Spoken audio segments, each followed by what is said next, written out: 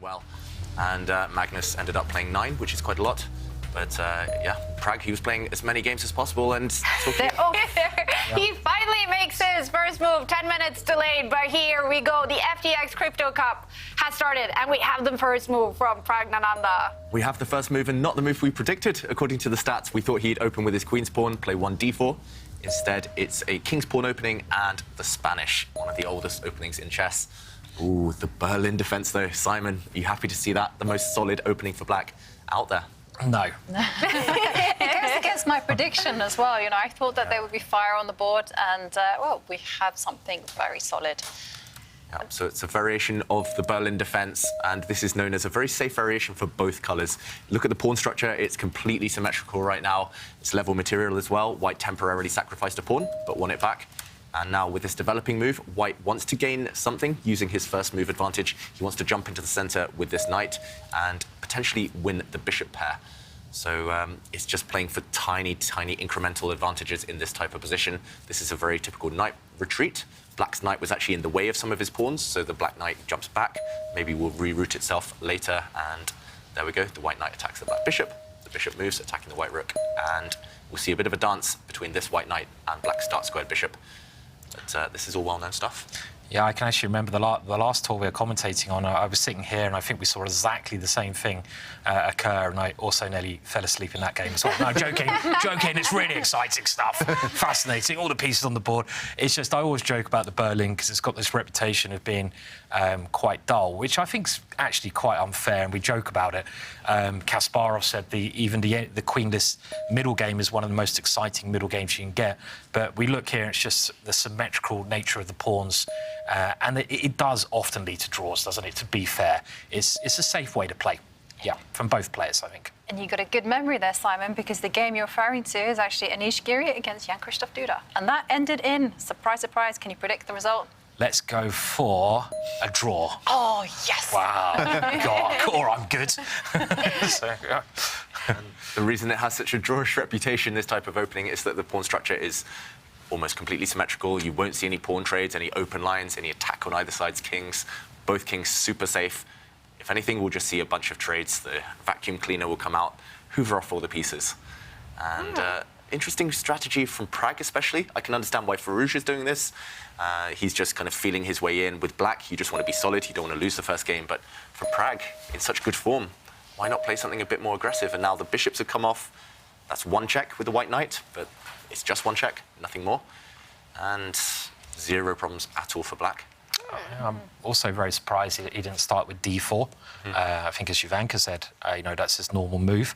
You've always, the problem when you play e4 nowadays, you've always got to expect a Berlin at top level, because it's well known that it's probably like equal. No one has really proven any way to get an edge, or even like an interesting-ish position, really. I mean, OK, you've got the bishop advantage here. Is that really enough to win? I mean, it shouldn't be, should it, I would say. Yeah. Well, he's playing very quickly, so this does suggest some kind of preparation, that he's found a way to maybe apply some tiny pressure on the black position. But he has to do it now, because if he doesn't, then like Simon says, then black is simply going to develop the knight, connect the rooks, start challenging for the open line. And what do you think about this pawn move that's appeared on the board? It makes some sense, I guess, because you have the bishop versus knight here. That's the only imbalance. White's bishop looks pretty sad right now, let's be honest. You have to open up lines. You have to hope that there'll be some pawn trades. You'll get some open files for your rooks, open diagonals for the white bishop.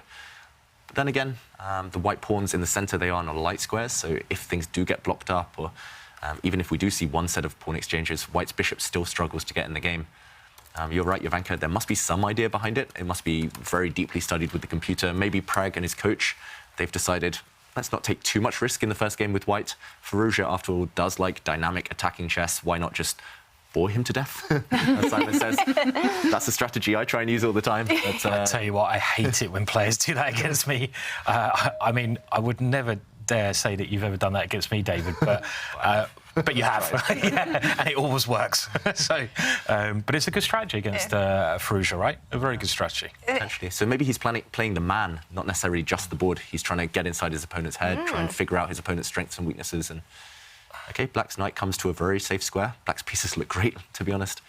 But at least white's queen can maybe head out towards the left side of the board, start attacking some pawns over there, which don't have too many defenders.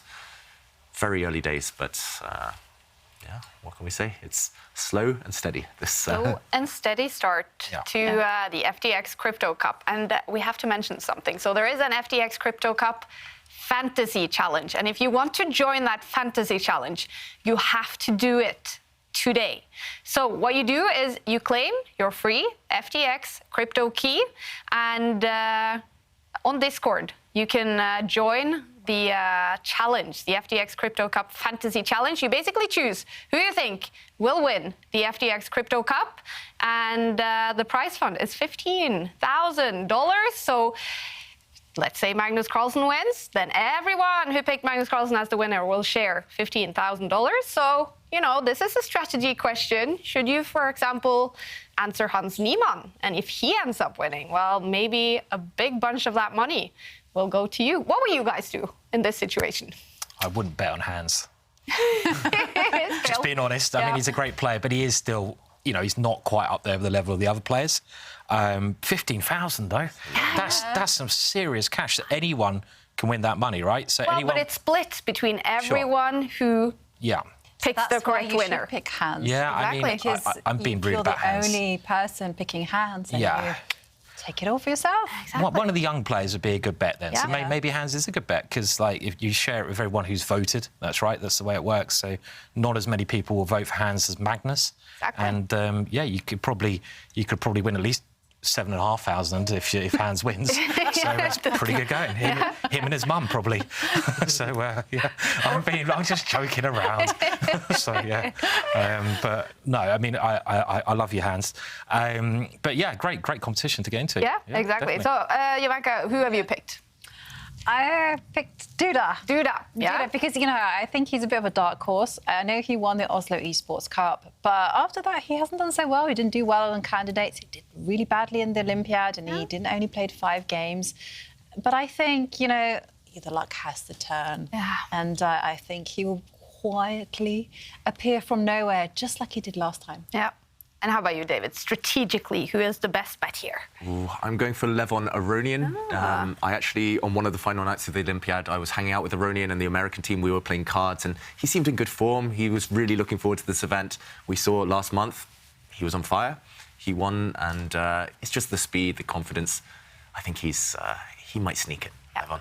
All right. Well, if you want to join in the FTX Fantasy, the FTX Crypto Cup Fantasy Challenge, then you need to claim your free FTX crypto key. And if you just use your phone and scan the QR code in the bottom of the screen, well, then you can go claim your free key. And if you do claim your key, then a bunch of content, a bunch of cool prizes to be given out, a lot of money to be given out during the FTX Crypto Cup. So go ahead and claim your key. Now, in this game, a long pause now for Alireza Firouzja.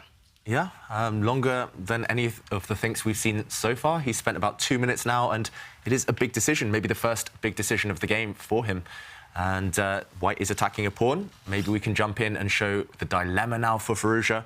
White's queen is attacking this pawn on b7. It's undefended. How do you defend it?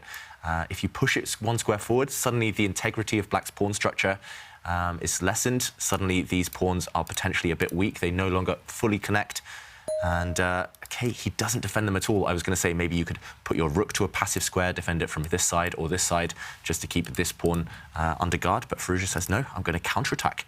And the other factor here is that Black's knight and queen are actually on the wrong side of the board. They want to be over-defending their pawns, but by sneaking his queen forward, now Firouzja has set the trap that if the white queen gets greedy, takes this pawn, the black knight jumps in. And I think this is just going to end up in checkmate. The queen is going to take either this pawn, defended by the knight, or this pawn, defended by the knight, and the white king no longer has sufficient defenders. And the other idea behind Firouzja's move, of course, is that assuming Pragg sees this threat and pushes a pawn, kicks back the queen, now he can put his queen on the right side of the board. He can defend all of his pawns on this flank and also control the 7th rank. White's rook wanted to jump in, but Black's queen covers everything now. So a bit of a sneaky trap there set by Firouzja, but with a nice idea behind it. He just wants to drop his queen back and hold everything together. Yeah, very nice, isn't it? Using tactics. tactics and attacking possibility just to kind of secure his position. I like what he's done. Definitely, yeah. The Queen was on the wrong side of the board, and getting it back seems correct. And well, were you both? Obviously, you've been playing the Olympiad. You're over there. Were you impressed by the Indian players? I mean, I know the answer to that because it goes without saying. But their preparation, their new ideas. This must be a new idea. Their teamwork, their fans. I mean, you know, it's incredible. It must have been an incredible experience. But there's so many good young players. There's not one or two. There's an army of them. It's incredible. But it must have been really, really, like, you know, just eye-opening. I mean, a great experience, at least, to be there. So. Oh, absolutely. And like you say, you know, a lot of them come from the same area as well, from Chennai, thanks to Ramesh's hard work as a coach. And there we see the pawn attack the queen. I mean, it was really impressive. I mean, also the way that they approached the games with such energy. It was unbelievable. I've never seen so many talented youngsters on one team. Yeah. I mean, and just the ideas they have in the opening, like, I know it's the Berlin, I know it hasn't got a good reputation, but this is an interesting idea, right? And just finding these ideas. I mean, David, if you had a Ramesh behind you, you'd probably be like 29, 50 by now. So we need to get David a Ramesh. Yeah. So can we get David a Ramesh? That's the next plan after your brilliant gold medal. Super coach, yeah. And I mean, the one thing that struck me about these Indian talents like Praggnanandhaa is they all work together. That's the one big difference that India have kind of. I mean, they've just been working together since a young age. This whole generation, they're all between the ages of 16 and 18 now, and they've been working together for 5 years at least, all with the same coach. They don't mind sharing opening ideas. They don't mind analysing together, sharing their own strengths and weaknesses, but they push each other to greater heights. And compared to England, where we're from, maybe where we're all lone wolves, we all study separately, we all treat each other as rivals. The Indians, they don't have that kind of mindset. They just treat each other as inspiration. And I know that's the case with Pragg. I would often walk around the hotel. I'd walk back at 2 a.m. and he's just playing table tennis with his teammates, and just the spirit there, that kind of propelled them. That's why they nearly won the Olympiad. And the winning team, of course, in the open section, Uzbekistan, they have that same mentality. The 4 of their players are between the ages of 16 and 20. They grew up together, they work together, they study together, and it works. I thought it was incredible how they also got, you know, gifted so much money by winning. Each of the individual players, I don't know how much it was, but they got something like $60,000 and a car. And a car. So throw that in there as well, I think. which is maybe, well, I know the guy Didn't Abdusattor, when he won the was it Blitz World Championship, he got a house. Yeah, he got a house. Yeah, I mean, imagine that in England. It's moved to Uzbekistan. So, I mean, $60,000 is a lot, but that's actually, I think, over 30 times the national salary in a year. So these guys, they're rock stars now, they're celebrities, they're set for life. They can just focus on chess. They're just going to... the pressure's off them. They've achieved a lot already, and they're going to go on and achieve more. I think India, Uzbekistan, and maybe the US, those 3 are the dominant forces in terms of the young players coming through. Yeah, and definitely, you know, David spoke about spirit, and I also want to say, you know, it is Miami time, and we're definitely enjoying, despite the weather in Oslo, enjoying a great chess spirit and party spirit. And of course, we love it at home. When you're at home, share with us all this excitement, and we want to see your selfies, how you're watching the tour. As always, you can tweet us using the hashtag ChessChamps. And just to kick us all off, Abhishek says that it's a special day in India. They're celebrating 75 days of 75 years, not 75 days, of independence. And so he's flag hoisting, kite flying, and now the FTX Crypto Cup on TV. This is how India's 75th Independence Day is going to end for me. Good luck, Pragg. Fantastic. Congratulations to everyone in India on the Independence Day. Definitely, and the Queen has retreated over to defend the pawn.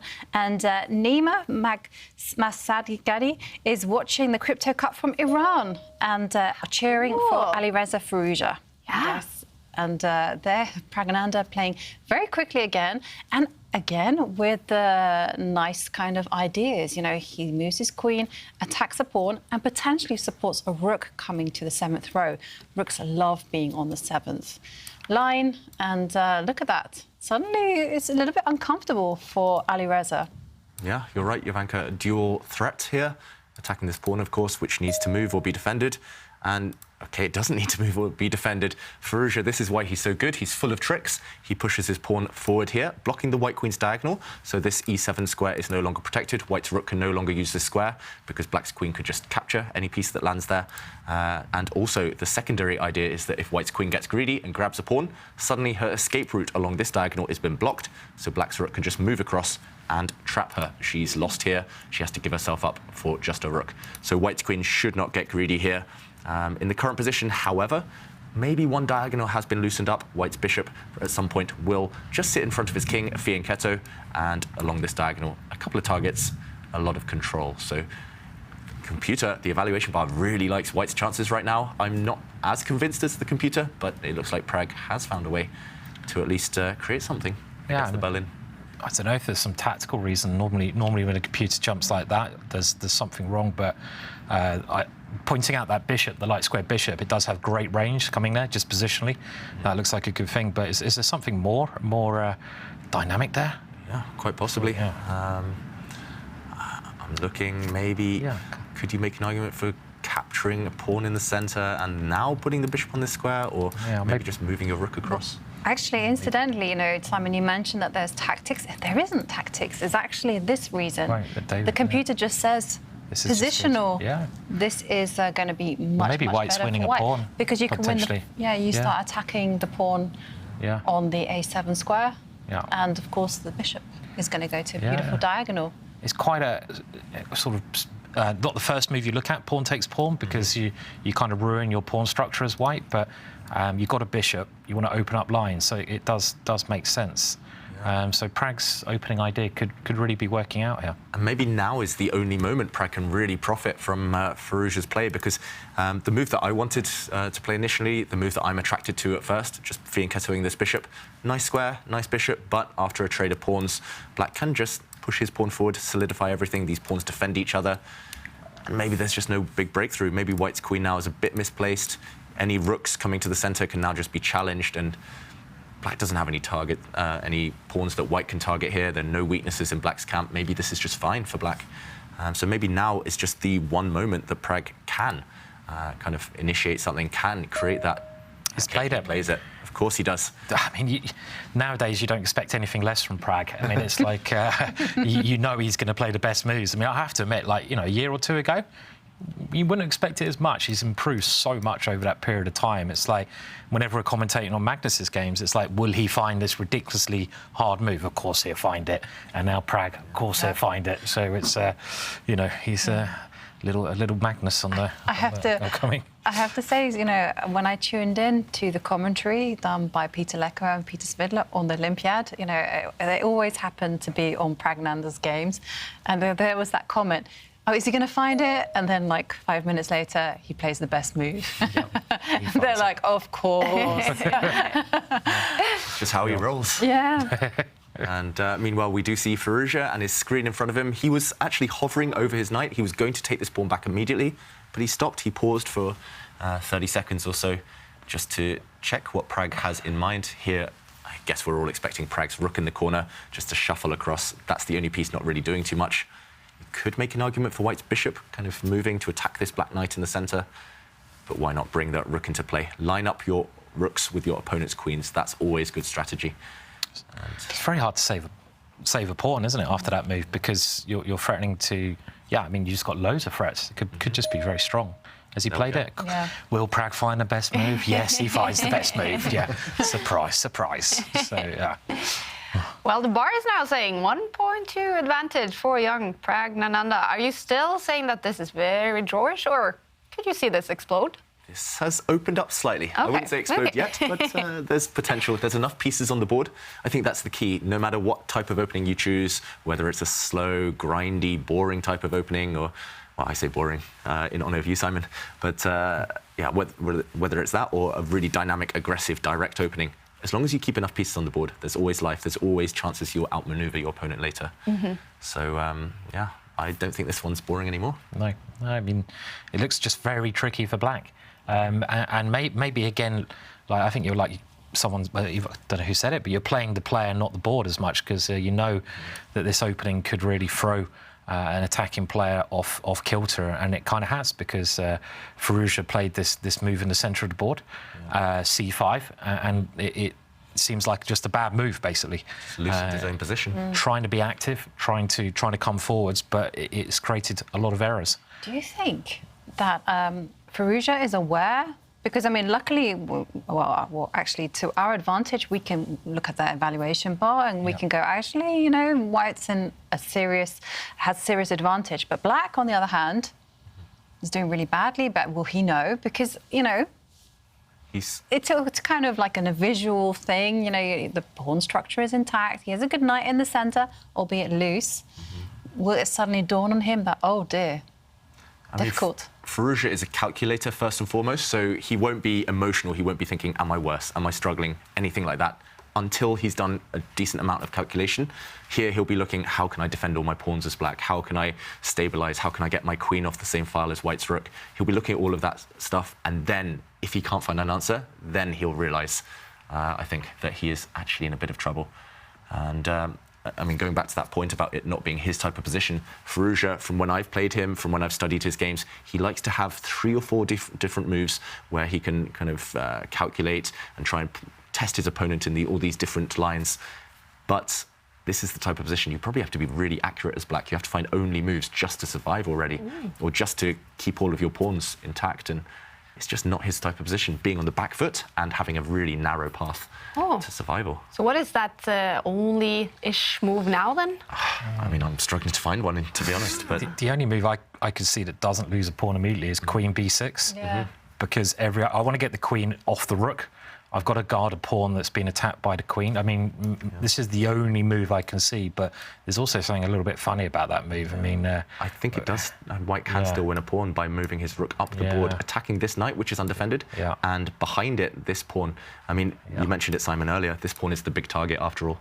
And, I mean, now, for example, even if you try and defend your knight, now White's bishop can, for example, just attack it, kick it out the way, and then this pawn behind it will drop next. I mean, there are even ideas of pushing this pawn forward. And this is quite a common idea here. For example, if pawn takes pawn, we'll see that Black's rook is overloaded. After a trade of rooks, this knight will just drop off. And it's the same. You mentioned that this move, maybe for Black, is kind of the only way to keep things together for now. But it's the same, for example, if you try and push your pawn to this square, it looks like you're guarding everything. These pawns defend each other. He's played your move, Simon. But again, this pawn push is just going to capitalise on the fact that Black's pieces are loose. The queen is under threat. The Black pawn is therefore pinned on the c5 square. And if it's pinned, you're just going to capture this pawn, most likely win a pawn. It doesn't help that your knight is loose. And also, it doesn't look like much right now, but Black's king is actually terribly placed in the corner. There's going to be all sorts of checkmating ideas against it. And if you have a king like that with no breathing space, not even defending the rook near it, then all the tactics are going to work for White. And there we go. Pragg plays the best move again. Without any fault at all. So.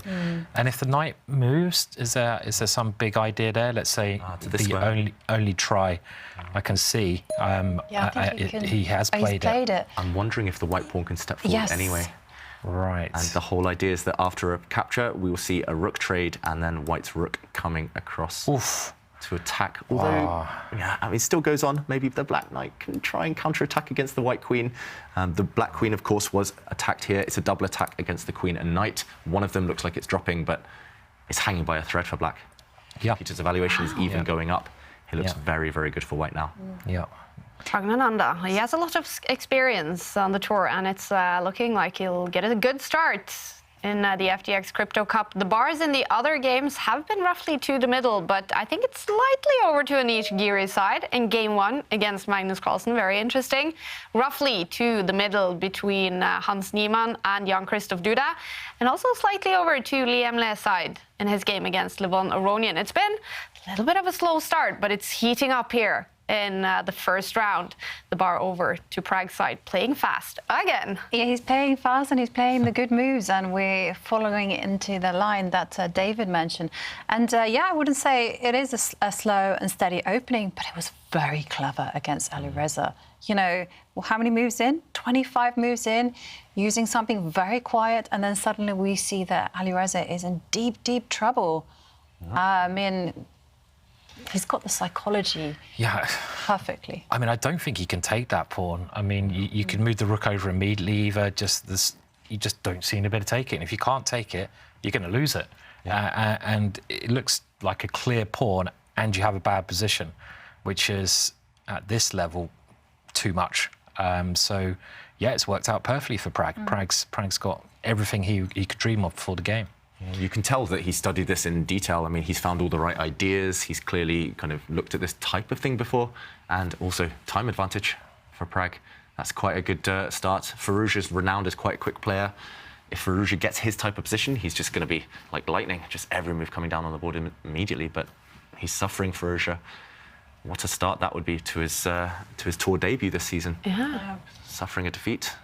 It's yeah, definitely. And one thing I kind of was asked about recently is like, is chess in its kind of death throes, you know, because with the advent of computers, you know, everyone is playing and preparing with these supercomputers, you know, openings are so difficult to break down.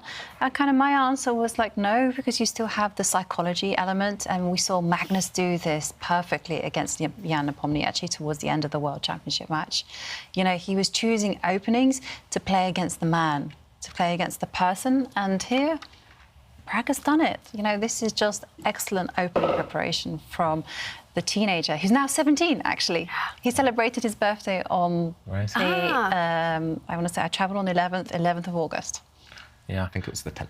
10th. Yeah. Oh, look at that. Yes, it was the 10th. It was the 10th. I landed on the 11th. Yeah. It could have been the 10th somewhere when it was the 11th somewhere. No. Is that right? Maybe. Yeah. If you were flying, then it could be. I don't know. Just Get it, but either way, he's 17 now, and Firouzja, I think, turned 19 just before or during the candidates. So these two teenagers still. I mean, I think Firouzja is having a bit of a slump, actually. I mean, I know you mentioned the candidates he did average, but I think he did actually pretty badly. I mean, I think maybe this pressure has got to him of being tipped as the next big guy. And when the world champion says, I only played a world championships if this one guy is playing, you've got to be like, yeah, that's me. I don't know, you don't have to be, but it's like, it's a lot of pressure is suddenly on you. And it was very interesting to see everyone's kind of preparation for the candidates. Most players played tournaments. Firouzja didn't play anything. He literally stopped playing chess. He just one tournament in 6 months. Exactly, and he hasn't played hardly anyway. So I think he's now got to get back into proving that you know, he is the man, basically, again. He's obviously a fantastic player, a brilliant player, and it's maybe good that he's going through a rough period because it'll make him a better player in the long run. But he's up against it here, certainly against young Pragg. Yeah. Well, two super teens. And look at that tweet. I love it.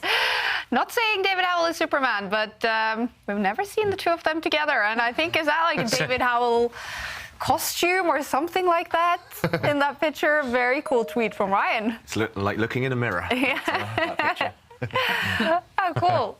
And look at that. We do have the first result in the FTX Crypto Cup. A draw in Game 1 between Anish Giri and Magnus Carlsen. Everyone will start their games 2 on top of the hour in 23 minutes. That is so quite a long break now for Anish and Magnus before Magnus has the white pieces in their Game 2, leaving the arena together. The two players, but this one definitely still going on, and now the bar is saying more than 2 advantage for young Pragg. Yeah, Pragg is doing great, and here he can win a pawn in a couple of different ways. That black pawn that we've been talking about so much on the c5 square, it can be captured by the white rook that's under fire in the center. It could also be captured by white pawn, and I'm not sure which way I would be inclined to capture. Either way, you're going to be a pawn up. You just have to decide, you know, do you want to connect your pawns? Are you happy with an isolated pawn in the center of the board? It will be a passed pawn. It's a few different factors here. Maybe Pragg's just calculating, seeing if he can maximize his advantage even more right now. What do you guys think? I think he's going to capture with a rook. And the reason I'm saying that is because if I capture with a pawn, then the black knight is suddenly on a good circuit for preventing the advance of that pawn. But if you capture with the rook, the knight isn't on a great square. It can be destabilized, and so that would be my preference. Yeah, next move, you just kick it away. You can almost pre-move, and this works because the black knight is actually pinned. The black knight cannot go and capture this pawn because white will just win a rook. And Jovanka, your move's on the board. And I like that one as well. This one's very tempting just because now you have a 3 versus 2 advantage long term, but why kind of worry about long-term factors when you can create immediate threats? And because of this pin, Firouzja shuffles his rook out of the way. And 2 tempting moves immediately come to my mind. One is just the most obvious, kick away the black knight. And the second one would be to just move your rook across 1 square, hit the black queen, the rook's defended by white's bishop, and after the queen moves, now you can enter the 7th rank, still a pawn up. Maybe this one's less tempting because the queen and knight might get active. They might start creeping towards this white king. I don't think they're creating any threats, to be honest, but yeah, maybe you don't want to allow anything, any counterplay, any glimmer of hope at all. So current position is this one. Are we going to have a vote? Pawn forward, maybe? Pawn forward. Or rook across? Yeah, I like pushing pawns. Yeah. So, why not? Attack a piece, push a pawn, 1 square near a queening. So Pass pawn? Yeah, it looks logical, doesn't it, to push that one? So I guess if the black knight jumps into the centre, there's a couple of squares, but if it jumps into the centre, it can just get kicked around.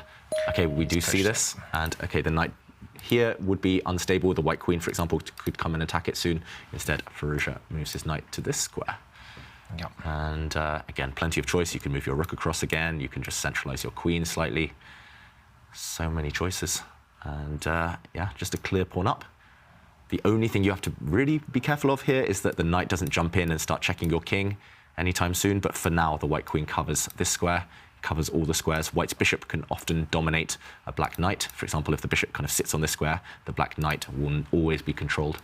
So lots of choice.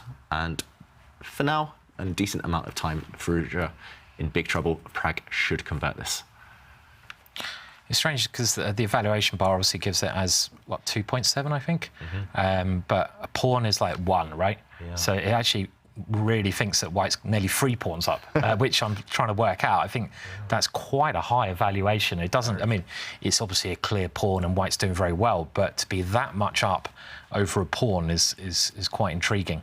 There's a number of ways white can play this, as you said, David. I mean, you could play it slowly if you wanted to, and just roll that pawn down a little bit later on. You have to be a bit careful, I suppose, if black can blockade the pawn when you're playing against the passed pawn. If you can get your knight in front of that pawn, that's a brilliant blockader. So if you can just imagine the black knight moving in front of the white pawn, which it can't do at the moment because it can't get on that route, but if it ever can do that, then black could get a blockade and it'd be quite hard to break down. Just worth thinking about these small things when you're trying to sort of looking at your opponent's pawns and how to deal with them. But he can't do that easily at all here. So I'm not sure. Would it play in white's done a very just centralising his queen there? Very sensible. Yeah, controlling a lot of squares, and black defends the knight with his rook. And yeah, it's interesting what you mentioned there, Simon, the evaluation bar, because you're right. If this was a blitz game, which it pretty much is now, both players down to around 3 minutes. If it was a blitz game, I would just think, OK, I'm a pawn down. I've still got practical chances. I've got a knight and a queen. Together, they're really tricky. Great attacking combo. I'll swindle my opponent later. But evaluation bar thinks it's just gone. It's incredible, isn't it? Actually, I'm just like, why? Why computer? You're always confusing me. I mean, I can understand like 1.5 pawns maybe, or 2 even, but like, I don't know. Yeah. So. And Alireza now playing much quicker, right? I mean, he realises he's losing this, so he's doing a very good practical thing. And this was actually in that book, Chess for Tigers, which we've all got, right? Great. We've all got Chess for Tigers. Have you got that sounds like a good book. Oh, it's a brilliant book. My first reaction was, is this another Chess of Fishing? Right, no, But Chess for Tigers is an actual book. Of course it is, Okay, Kaya. Of course okay. it is. I would never dream of tricking you again, ever in a million years. Have I gotten back to you yet? I don't think I have. No, you don't want to do that. You don't want to do that, please. No. Well, what is Chess for Tigers? Is it something Vishy Anand? Isn't he the tiger from Madras? Yeah, it was a book written by, I think, Simon Webb, and it is one of my favourite books. It's really just a funny read as well, so it's got a bit of humour in there, and it's about like practical ways to play chess. So how you should play if you've got a losing position, how you should play if you've got a winning position.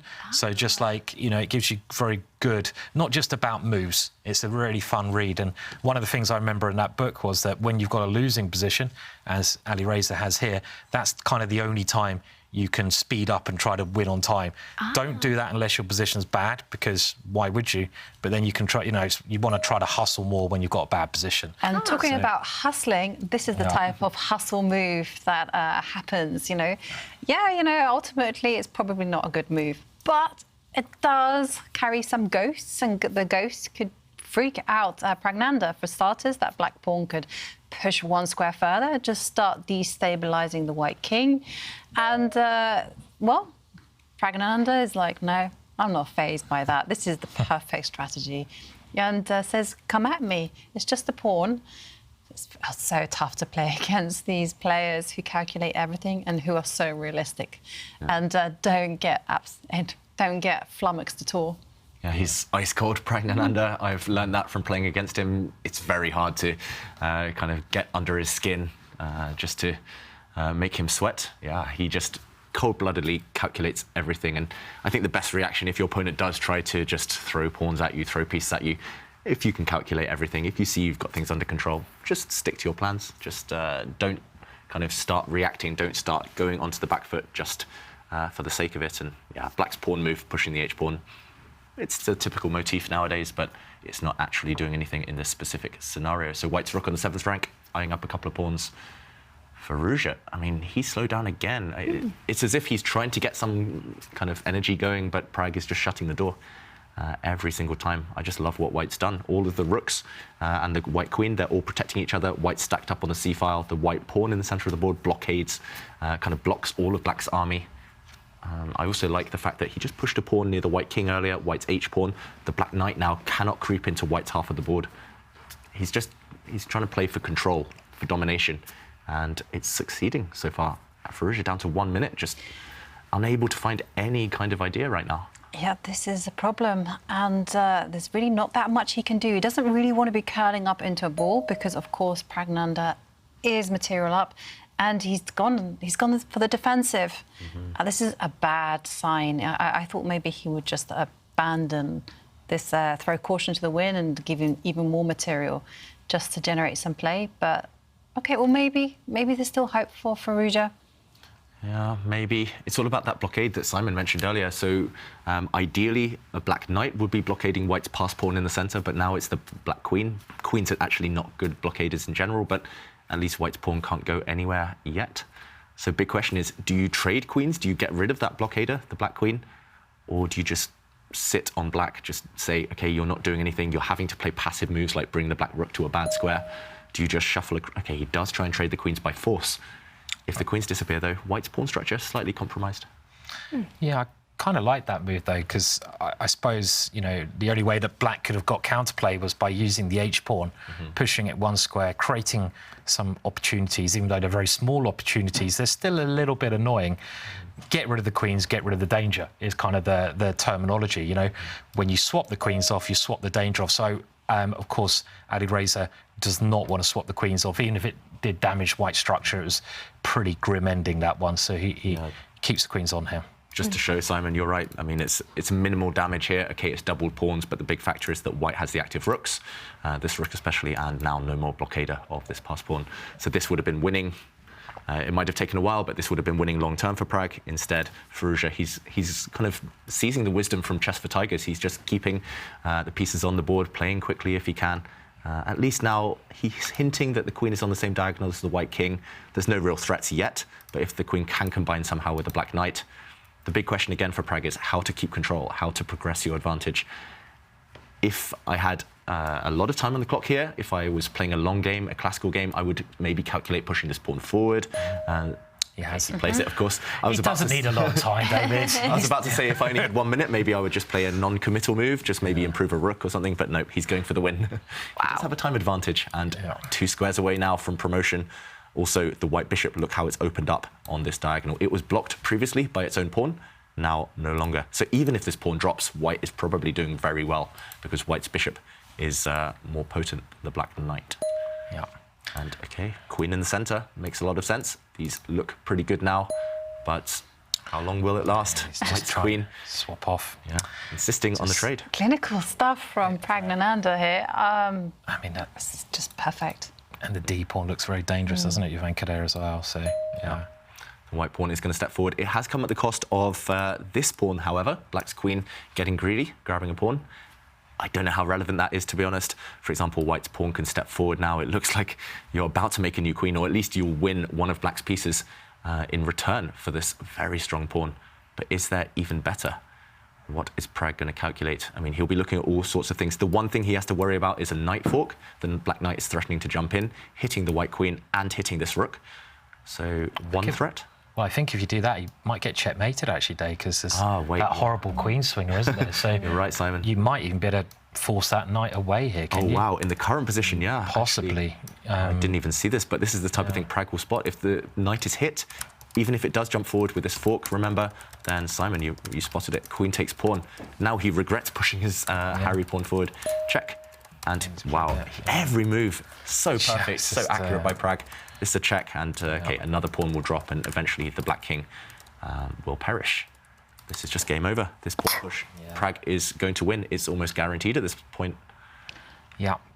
It was under 20 seconds, and it's ticking down, and there's just no hope for survival for Firouzja. He retreats his knight, and knight is the king's best defender, but futile stuff here. Tantamount to resignation here. The black king has moved across, but I mean, for example, the white bishop can come into the center, threatening stuff along this diagonal. Black has one check, but it's just one check. I think the white king can just hide safely in the corner. I mean, this is maybe not the safest way of doing it, but this would end the game. What else could you try? You could try pushing this pawn forward. You could just centralize the white queen if you just want to cover any checks from the black queen. Spoiled for choice now, Pragg, and okay, the most direct move. He's always playing the most direct, isn't he? I mean, even though to me that move looks like, oh, the white king's a bit airy. I might not play that because I can probably keep it safer, but it's just pure calculation and the most dynamic moves. And it's a killer, and very impressive game by Pragg. Very impressive. I mean, he's been in control, very clever opening, and I don't think there's any way back now for Alireza. He has to play this horrible-looking move here. Look at these two black rooks. They're so passive, stuck just defending pawns. I mean, here, a really sadistic move that I would be tempted by as Pragg is just shuffle the white king in the corner. No more checks. On a light square, can't get attacked. And then you just kind of laugh. You're threatening here. Queen takes knight. Because of a pin here, the black pawn is not really defending that black knight. If you play it immediately, at least black has a check, and we'll win this bishop next, so you don't want to take that knight yet. Okay, of course he plays it. And yeah, the white king now, no more ghosts to worry about, and even though black's queen can come back and defend, you can push this pawn, you can just... I mean, there must be plenty of winning moves here. It looks like he's just putting the finishing touches on a great game. What a fantastic start for young Praggnanandhaa. A very long game, this one, played for they started 10 minutes late, I forgot. So actually, it only lasted 42 minutes so far, this game. And they will have a 10-minute break after this game to get ready for their game two. Remember, best out of 4 rapid games in each match. This is only game 1, but it looks like Praggnanandhaa will take the lead, and that means Firouzja, he has to make a comeback at some point. If they are tied after 4 games, then we head straight to tie breaks with Blitz and potentially Armageddon chess. Odds are we will see some Blitz chess every day and some more moves on the board. Some more moves, and Pragg still in full control. He brings his queen across now. I mean, he's only 1 pawn up, actually, in the position, but it's a pretty big pawn. That white D pawn just immobilizes all of black's army. And, okay, this is a fishing expedition for Firouzja. The black queen just attacking 1 pawn here, maybe 1 pawn across on the 3rd rank as well, but shouldn't be enough. At least he's maybe putting some, at least making Praggnanandhaa backpedal slightly. The white king stepping forward now. There we go. There has been a result between Duda and Niemann. Look at that. And we see some technical stuff going on. A massive win for Hans Niemann against young Christoph Duda. I know this guy. He's a technical guy. Has something happened if you look at the board, David? Something must have happened because the position looks very balanced. It looks roughly level. So I'm not sure the result is correct. I'm not sure Niemann has actually won. Maybe something happened and Duda's clock ticked down to 0, but either way, there has been some drama, and neither player looks like they're ready to leave. They may be assuming the game will continue. Ooh, first day nerves. First day problems.